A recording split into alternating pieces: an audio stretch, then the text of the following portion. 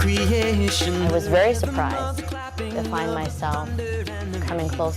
How do we find solution for the social issues? One of the things that I remember from the Prophet Muhammad, peace be upon him, his sunnah. In my daily life as a Muslim, we have a mandate by our faith. If I identify myself as a Muslim, then I should know what Islam is. I think for non-Muslims, it's finally a show that humanizes Muslims, that shows us right.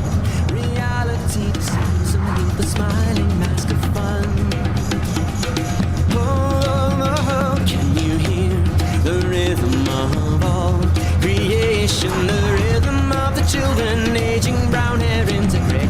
Can you see the rhythm of all creation, alternation of the moon and stars passing into day, and the pulsating waves? Can you see the rhythm of all creation, the rhythm of the children running wind upon the graves? Can you hear the rhythm of creation?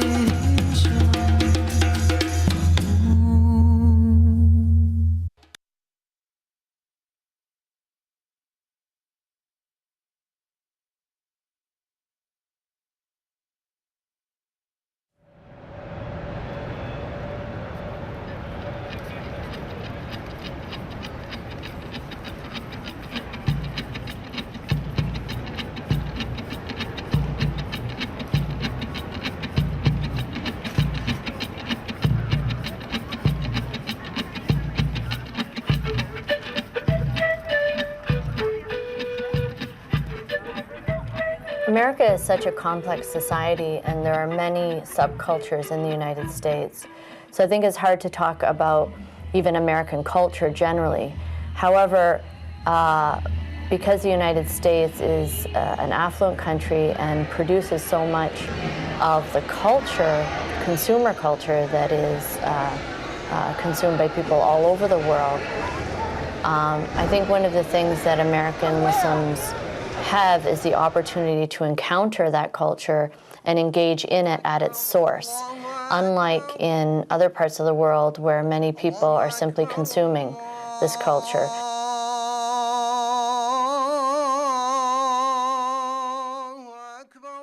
A journey to peace. What am I doing down here? I wonder, my nose and forehead pressed to the floor as I kneel in prayer. My kneecaps ache. My arm muscles strain as I try to keep the pressure off my forehead. I make up my own words, hoping God will be kind to me, a Muslim, only 12 hours old. God, please show me the path. I like my prayer mat. It has a velvety touch to it, and some of my favorite colors, a purple mosque on a green background. There is a path leading to a black entrance of the mosque. The entrance to the mosque seems to contain the truth. It is elusive, but it is there. I am happy to be beckoned to this entrance. How could God listen to billions of people praying and deal with each second of that person's life? I know in my heart my decision is the right one. Please give me the courage to carry on with this new life and new self, that I may serve you well with a strong faith.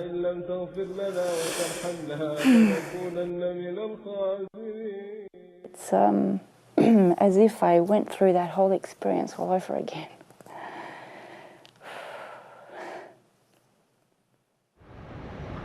I was an atheist when I first met the Muslims, when I was doing my master's degree, and I was very hostile to religion. I didn't want to hear about religion at all. But the Muslims that I met were very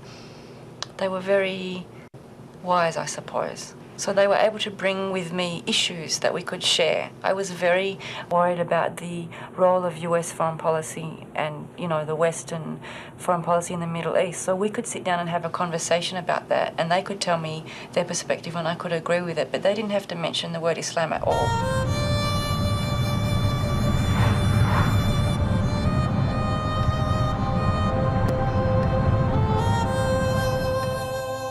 Sometimes if you're feeling tired, then you just call Rabia. Assalamu alaikum. Wait, Rabia, I've got on my right hand is full up. Hang on. Okay, you want me to grab something? No, I'm going to kiss you. Oh, okay. How does your computer work? It talks to me. Yeah, it's just regular stuff.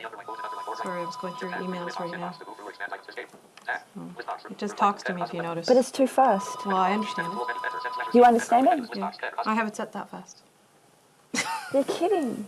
No, I have it set that fast. Because I actually... Okay, do that again. Okay. The husband sending me emails,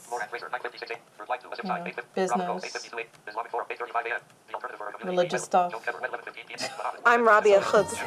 I'm a hyphen with many hijabs. I'm a Muslim, Pakistani, Canadian woman who's a wife, a mother, an advocate, an activist, a consultant, a sibling of individuals with intellectual disabilities, and who happens to have a disability or happen to be, legally or illegally blind. That's my little joke. It was a journey of recognizing who I truly am, and I don't think I would have recognized this in any other part of the world, but here in Canada. This society gave me the opportunities to, practice who I am, practice what's in me.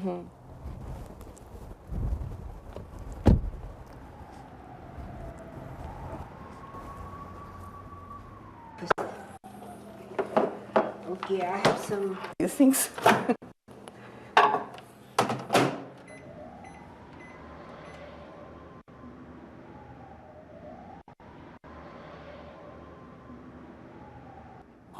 It's in my work as a family therapy and looking at from the Quranic perspective and on specifically relationship between genders, families, children, and then offering some solutions based on what I've my understanding of the Quranic concepts.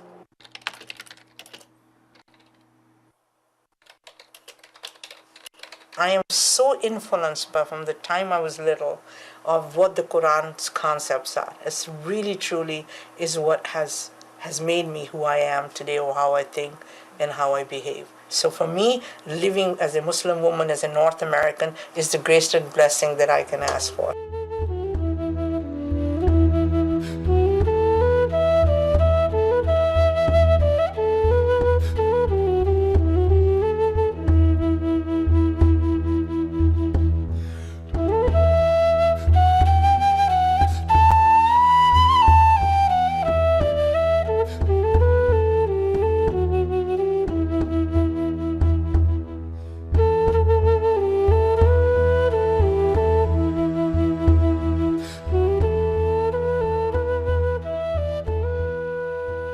My father told me once, he said, you're a Muslim, and though you might not feel it sometimes, he says, one day it's going to hit you, and it's going to hit you like a ton of bricks.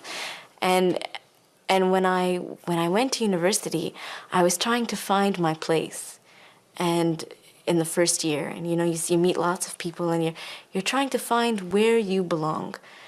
And what I found in the first year was I knew exactly where I didn't belong. Those became very obvious to me after the first year. And so that summer, the summer after the first year, I said, you know what? If I identify myself as a Muslim, then I should know what Islam is. So every day I picked up and I started reading the Quran, and I would read the translation because my Arabic wasn't so strong back then. And when I had come to the terms with the fact that hijab was a recommendation, was something that was highly, that was an obligation for women, a requirement for women, I said, okay, then I'm going to start wearing hijab, but from the inside to the outside.